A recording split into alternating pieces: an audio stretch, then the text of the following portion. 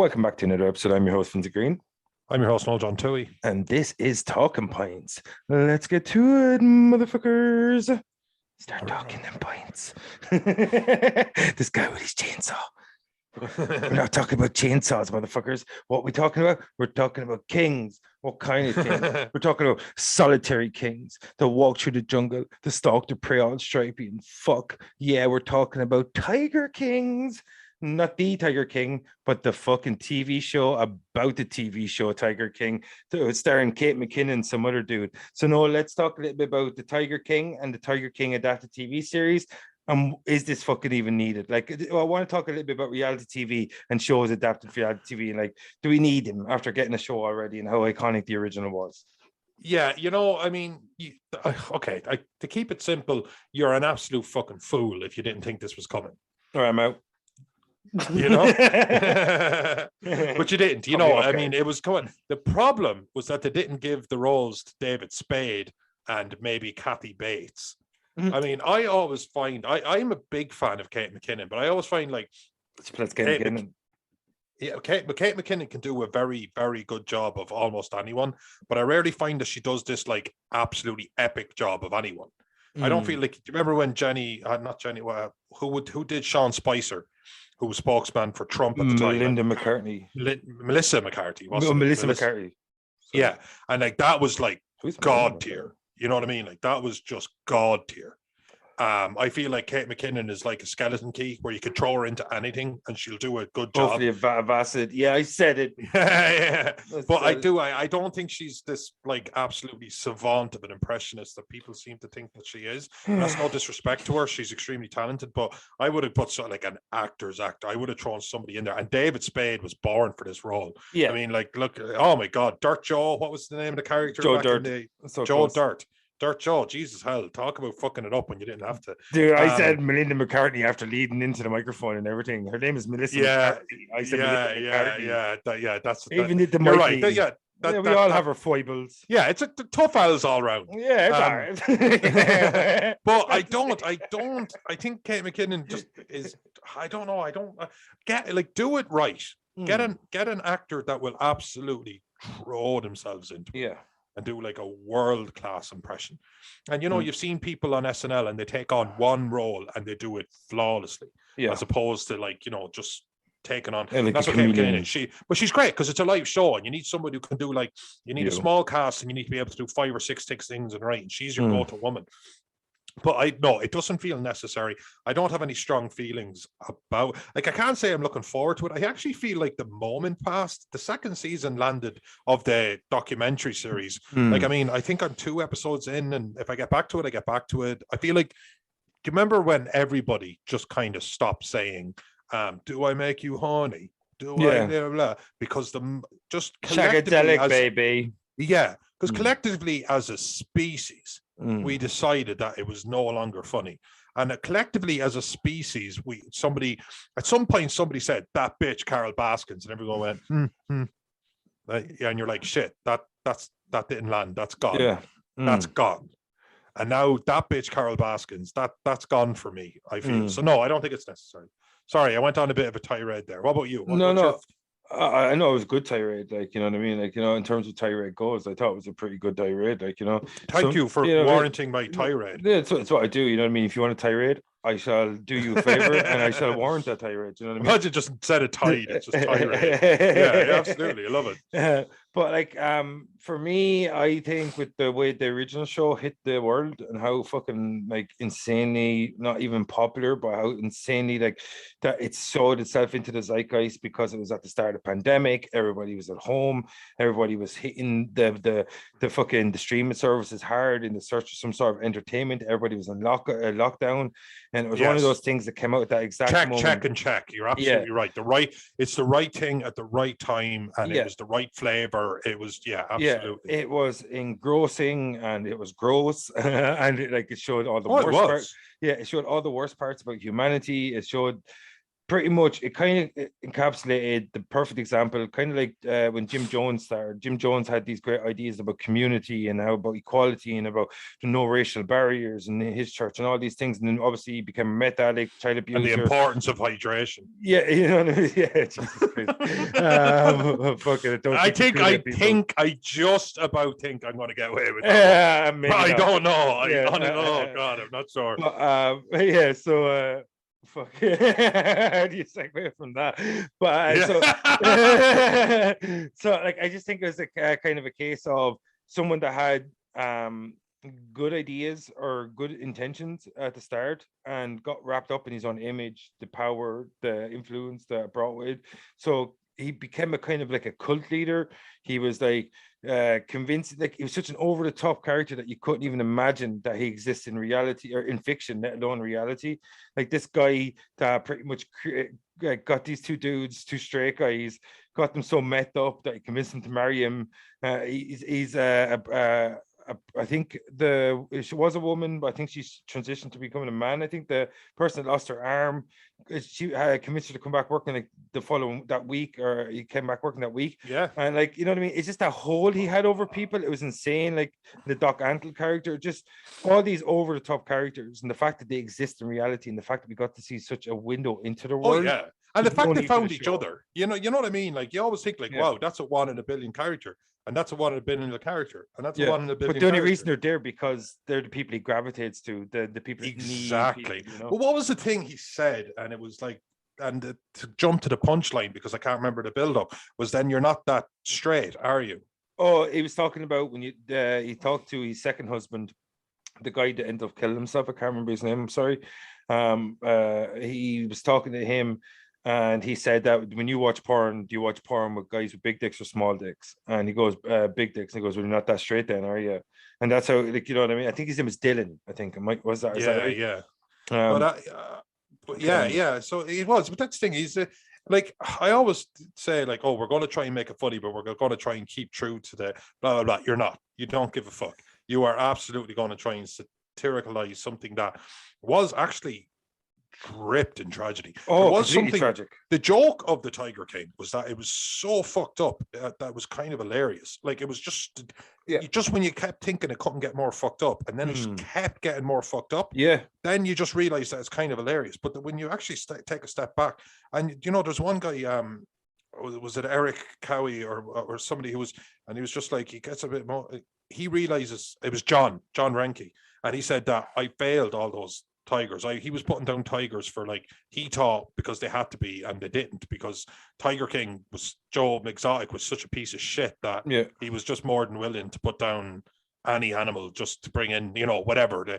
This pup is raking in the cash, and now it costs a lot to feed this little kitten, and now you know. So, and he was just like having a very hard time coming to terms with the fact that he ended the lives of these animals that he himself had promised that he would always protect. And so it was fucking awful. It was awful. So I don't know. I think if it was going to be made into a TV show, I think it should have been made into a fucked up TV show and not a comedy. I just think that the show itself is so surreal that how can you dramatize it? Like it's already dramatized enough. The way it was put together, like the way the story was told, the way the characters themselves are, like, you know. I just think there's so many things about the actual documentary that make it so uniquely fucked up that we don't need to see it in any other iteration because we already have it in a perfect iteration, like, you know what I mean? And I just think like Kate McKinnon's not going to compare to the real Carol Baskin. That crazy sociopathic aloofness. Yeah, oh no, absolutely. You know what I mean? Like, there was a woman who does do it, and I'm trying to think. She's like even Carol Baskins has spoke out against her, and her Carol Baskins is fucking phenomenal. Like phenomenal. Like, don't get the name, get the talent. This is one thing that people do, and I fucking hate. Like, all right, don't get me wrong, don't do it at all. Is my first recommendation. Yeah, but since you haven't listened to that one, you know, get real talent. It's like when you see an animated movie and they get in these huge, like, couldn't it cost less than $15 million to get in names, and I'm like, I don't give a shit. It's a Pixar movie. I like the premise. I don't know who the voice actors were for The Incredibles. I don't care. It was an awesome movie. But they've gone Kate McKinnon because she's a name, and I don't know. I'm not looking for. I don't fucking care, man. I don't even think I'm going to watch it, to be honest with you. I've seen it, and it's like Like when I look at the event, so you know what? Is it out? As we're sitting here speaking, I don't know. I know I seen a trailer for it a little while ago, and I was just like, "There's no way." That friction, that complete internal hatred that Joe fucking, what was his name? Joe's his actual name. I know we call him Joe Exotic, but he had like a triple bar name or something because he kept taking the dude's names that he was marrying, like Schmiegel or so. Like, yeah. But like Joseph Allen Maldonado Passage or Passage, I don't know. Passage. Is that his full name? Yeah, but no, Maldonado Passage. They're from the two guys though. His real surname is like Schmiebel or something, isn't it? Something stupid. No? Yeah, something boring, something that wasn't. You know, I watched the little bit of second season I watched. You realize that maybe he just was always going to be fucked up, you know. Yeah. But I can't excuse. I can't. It annoys me when people don't see that Joe Exotic is a gigantic piece of shit. A gigantic piece of shit. 100%. Like just for the fact of what he did with the animals alone, but like even for himself, I think he fucking didn't realize he's a gigantic piece of shit until he started looking back at his life. You know what I mean? Yeah. And like Schreib Vogel. Schreib Vogel, yeah. Schreib Vogel. Jesus Christ. Not exactly a name that says destined for the stars. Yeah, it just kind of like what I thought about Tiger King, as you said, it's inherently tragic. Like it just shows you what broken people can do when you've got so many of them together, and they're kind of at the whims of this person that's inherently broken himself, but just is manipulative enough that he's able to wrangle him under some form of control. And it just shows you how one person can really, really affect not just the lives of the people around them, but the creatures that they're supposed to be the guardian of or whatever. And it just shows you that, like, also the hypocrisies in the world of big cat ownership, whether that be in a personal level, privatized level, or zoos, because even though his facility was horrendous, and Carabassen's one is slightly better, it's still the exact same thing. You're locking up these cats that normally roam for hundreds of miles in the wild every day. Yeah. Like, you know what I mean? And you're locking him in a cage. She's doing no different than him. She's just doing it to a slightly higher standard. But like, in the end of the day, the sheer hatred that they had for one another and the sheer friction that they had in their relationship, I can't see anybody else capturing that because it's so natural. There's such opposite ends of each other's spectrum, and they coexist, and not at all the opposite end of each other's spectrum. Exactly. Yeah, that's what's so fantastic. That's what was so captivating. Yeah, like you know what? I don't even know if she had. I know the popular theory, and probably she. Well, maybe she did kill her husband 100%. She definitely killed him 100%. Yeah, allegedly she definitely 100% killed her husband. Allegedly she definitely. Oh man, the second season they had a fucking psychic in. It was like, oh no, I need to sit down. I seen all of that. I love these shows. She had him killed here. Oh god, I still have to go back and finish it. I'm not sure how far in I met it, but man, I was just like, don't like psychics. I think there's such a of course bullshit. Of course. Like literally, is there ever been such a bigger ripoff than having psychics? Man, there was this fucking Welsh fucking dude. I can't remember. He used to be doing one of these, you know, like going into a house, paranormal activity kind of thing. Dirk Ikora, the Liverpool guy. He's dead now. Yeah, is he dead? Yeah, but he's on the next season of Most Haunted. What? He did it. Can he do that? Can he do that? Let me speak to the other side. Yes, I can. But they gave him a false name, and he was just like, you know, he's just like, oh, and he started sweating, and he's like, I am blah blah blah blah, and it's just literally just a name that they made up on the spot and gave to him. You know, no, I don't agree with psychic mediums at all. But like the fact that the family were so desperate to find out information about their brother that they hired one is quite sad, I think. And but yeah, it's just so the whole thing is just late stage capitalism, isn't it? It's just what people will fucking do for clout and for fucking money. All I wanted to say though, just before we move off the topic of psychic mediums, that I don't believe in it, but yeah, I will never deny an old gypsy woman or maybe a psychic a bank loan. Like, drag me to hell. Never knock one down either. If they ever need to cross the street, I'm getting out my car, bringing her across, make sure she gets across okay. No gypsy curses, no psychic curses. Yeah, for Vinnie Green. That's all I'm saying. I love the community. Peace to the motherfuckers. Talking through my pineal pineal gland. Pituitary gland. Is it? No, pituitary gland is the one for your growth. Pineal gland. So yes.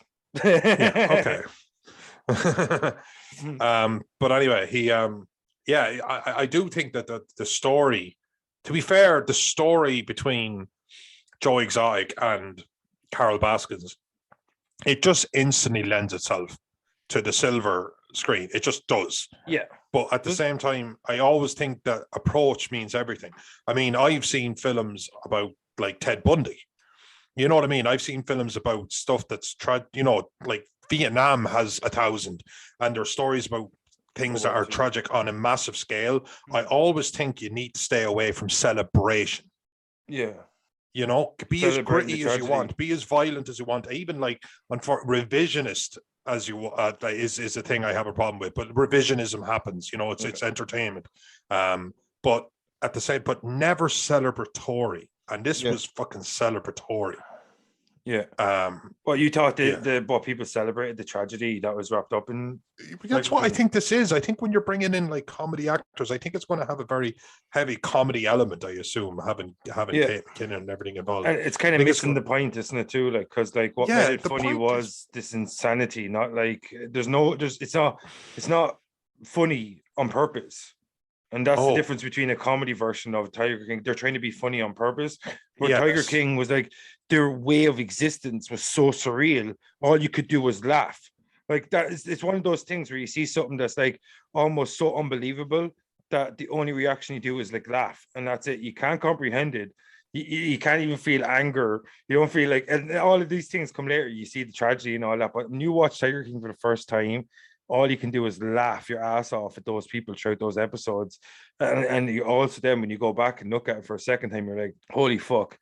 Like, this is such a messed up way of existing. Imagine what this is like. And it just shows you the control people can have over each other. To like, Carl Baskin has all these volunteers working there free of charge, working on godly hours. You have Doc Antle, he has all these young women.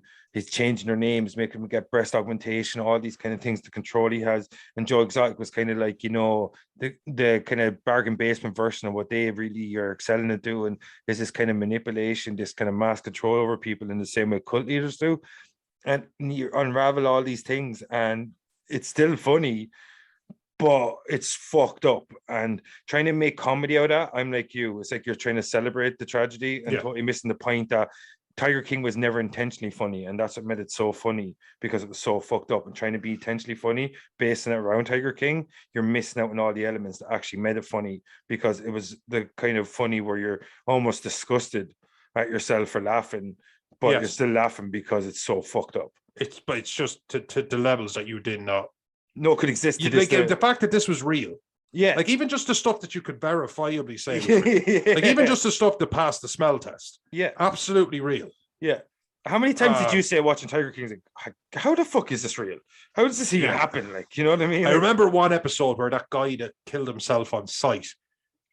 His second husband.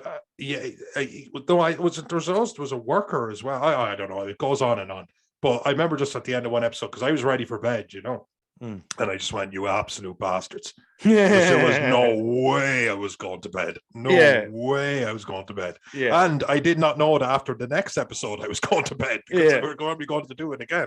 And the depths it went to, I get it. It's really entertaining. Netflix was so good. I get it. It lends itself to fiction, or it lends itself to retelling. But do not. And I suppose I haven't seen it, so I'm kind of like, I do. I feel like they're going to. I feel like they're going to touch the notes, and if I'm wrong, I'll admit it. I mean, I'm definitely not above admitting when I'm wrong. I do feel like it's going to be like Carol fucking Baskins. You know? And you're like, that woman's obsessed with me. You know, it's in the catch lines that Joe Exotic said, because that's just who he is. They're not his catchphrases. Exactly. That's just Joe Exotic, like, you know. And that's one thing I love about like his story is, every now and again, he has these moments of what's the word, of clarity of the situation he's put himself in, put other people in, put these animals in, and then he goes back to this fucking like skewed sense of reality again. That like, it just shows you that like people, sometimes we just can't get away from ourselves. And he's like one of the most perfect examples of that. That every now and again he tries to get away from himself, but he always ends up coming back to Joe Exotic, the caricature, this fucking over the top personality that he feels like he needs to be, or he has to play. And he's just kind of caught in this like death spiral. And I just think that, like, even though he took advantage of so many people, that in the end he was taken advantage of, too. I don't think he had tried to plot Carl Baskin's murder. I don't think he has the initiative or the kind of thought process. I think he's too much of a big mouth with little action. And I think that's kind of his whole spiel, that he. I don't think he's above it either, but I actually agree with you. Yeah, I don't think he has the common sense, or like, I just don't think he has the planning. I think he's the kind of guy in a bar that would talk about all the guys he's ever fought and all the guys he's ever beaten up without ever being in a fight, and that would never be in a fight. And he's just a big mouth playing a character. You know what? So it's really, really funny, and unfortunately, this is just audio, that so as it kind of needs to be visual. But he just reminded me of somebody as well, and he was an absolute dweeb of a human being, but all he did was lie. But his lies were always to make him feel like, and then I did the cool thing and left with the girl, like, everything was like that. But he used to always say, and then I got up and I jumped that table and I hit him. He used to always like curl his wrist and make this like slightly like a knocking, like slight knock. You know what? Thank you, Vinny. Thank you. Imagine like protruding knuckle on your index finger, arm sideways, knocking motion, and he's going, and then I hit him. I have to understand this guy's probably like 100 pounds, and he's talking about, like the biggest, toughest guy, the bully of my school or something. Oh, I knew that guy. I used to come into the shop I worked in, and I jumped the counter and I knocked him square out, and I was always going, dude, you literally don't know what a punch looks like. You don't know. Like, I'm no badass, but I know what a punch looks like. Yeah.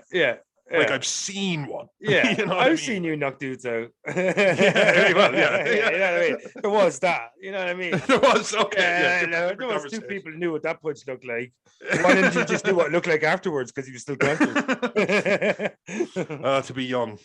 To be young and wild again. But so no, before I let you get the fuck out of here, right? Like the Tiger King show, like the docudrama, like, and the Tiger King TV series. Do you think they're going to try and recapture this tone, or do you think it's going to be make light, break the fourth wall, tongue in cheek, and miss the point completely of what made this fucked up story so unique and why it captured everyone's imagination when it did? And do you also think, something you touched on earlier, it's a bit late, that maybe Tiger King isn't as relevant as it used to be because season 2 itself didn't enter into the stratosphere that season 1 did. I didn't did. finish it. I now that I'm thinking about it, I remember a few things from it. So I guess I've seen a few episodes, but I know I haven't finished it. I think it's moments has passed. That's my personal opinion. That's all there is to say about that. The moment passed, as they do. It's not something you have to explain. It just simply did. As for the tone, like, I do think if you were to look at this, like, let's just say that in my dream world, I'm the one who's tasked with writing things like that, and I have the skill and so to do it. I would think like, funny, okay, like gallows humor, funny, and then it would just be things where you look like there's a man was killed, his body was, or a man went missing, his body was never found. A worker got their arm torn off. There was a few suicides along the way. That's just like that. There was tigers killed for no good reason. Yeah, en masse. Yeah. Cool. I can't make that shit funny. Yeah. So if they manage to balance that, then fine. Because I've seen people do things like writing that's just so over my head that you kind of go, "Fuck me, well done!" Like literally stand up and applause, just fantastic. And if they do, then I'll eat my words and all of that jazz. But fuck me, no. I think that there's going to be a clusterfuck. But all that matters is if it'll get eyeballs, and I think it'll get enough eyeballs to justify its existence. And what justifies its existence is money. Yeah, that's it. It doesn't need to exist, and I don't think it should exist. Yeah, I'm the same as you. I don't think it needs to exist. As I said, there's so much fucked up shit wrapped up in the real story that you're not going to be able to do it justice trying to transport it into another medium. And Noel, one last thought before I forget, because I would be sickened if I'd forgotten. Our man, the best worst actor of all time, Schrodinger's actor, as you said, fucking genius. Nicolas Cage was supposed to play Joe Exotic at one stage or another. He was signed on, pulled out at the last minute. Do you think he pulled out? He saw the script and he's like, it's not fucked up enough for me. Like, or did you think he was just going to go way too over the top and they want a middle of the road kind of Joe Exotic? Oh, you know what? That's a good question. And because you put me in the spot, I suppose I can only freeball it and just say, probably that he was going to go a little bit over the top. Like, the one thing that Nicolas Cage can't do, he's a phenomenal actor in almost every range, but I think holding any range for a period of time. Yeah. You know what I mean? Like, he's a ball that gets thrown up in the air. and by somebody who's very strong and very capable, throwing it way, way, way up, but inevitably it comes back down quite quickly. That's what he is. So he's not. So I do think that. Yeah. So I don't think Nicolas Cage can hold. So if they want a consistent tone right through where you just kind of get to know, like if you want to get to know a character, I don't think that Nicolas Cage has been the way to go. But that said, Nicolas Cage just surprises you sometimes. You know what I mean? He just does. He just does. Yeah. This is what he's Schrodinger's thing. The Schrodinger's actor. He's an amazing bad actor. He's a bad amazing actor. And maybe again, and if I was a director again, because that's what our conversations are. It's us pretending what we would have done or what if from our own perspective. I think I would like, okay, this is already messed up enough. I just need my bread and butter actors here. I need somebody who will read the script, work the script, and just go out and do a job, you know? I don't need an Ed Norton and I don't need a fucking Nicolas Cage, I'm thinking. Yeah, no, like I would have loved to see his iteration. I like as soon as I heard about it, that was the only thing that got me interested in actually seeing an adaptation of Tiger King. Was the fact that I would have loved to see Nicolas Cage portrayal of a Joe Exotic. But as soon as he dropped out, I lost any bit of interest in watching this fucking thing. Because as I said, the show itself is only funny because it's so fucked up, and it's unintentionally funny constantly because these people are thinking they're playing these fucking amazing roles. Like Joe Exotic thinks he's some sort of gun-toting tough guy, and he couldn't be any further from the truth. And it's just such a fucking paradox that these characters, like the person that's the good guy is clearly the villain, and the guy that's supposed to be the villain is clearly the kid, the lesser nerdy of two evils. But on one hand, he's the greater of two evils. It's just so fucked up. It's almost Shakespearean. It's like Trailer Park Shakespeare, and it's fucking insane. And I don't think you're going to top that with a TV series. And for me, I'm like you. I don't think it needs to exist because what we got already is so fucking gloriously fucked up that's never going to be topped. And unfortunately, we didn't get to see Nicolas Cage in it. And as soon as he dropped out, my interest dropped out. That's all I got. Yeah, same as. And I think it would have taken something like a Nick Cage because, you know what I mean? Like he's just my favorite drug. You know, I just can't help myself. Because you have to see what would he do with it. I know it worked tomorrow. Yeah. But like not now, Nick. Yeah, no, so like when they couldn't capture Nick Cage and his crazy uniqueness, I think it lost all interest for a lot of people. I think. Ironically, Nick is the one thing you can't cage. Imagine just like that. No, sorry, in my contract I can be the only cage on set. And, it's just the way but like you do get that these are like physical cages, and you're like your name goes. I said what I said. There can only be one. It's there, black and white ink, motherfucker. I was offered the Johnny Cage job in Mortal Kombat, but a cage can't play a cage. You can't cage a cage. You can't cage a cage and put him in a cage. But all right, folks, let's get the fuck out of here. This is Talking Pines. I'm your host, Vincent Green. I'm your host, Noel John Toohey. And that was Tiger King, the Tiger King TV series. Should it exist? We don't think so. What do you think? Maybe we should lock it up in a cage. Your opinion doesn't matter. The answer was no. Pretty much. He's right. Yeah. The only answer is no. All right. The only answer was no. See you next time, folks. Catch us on Spotify. Peace. Peach.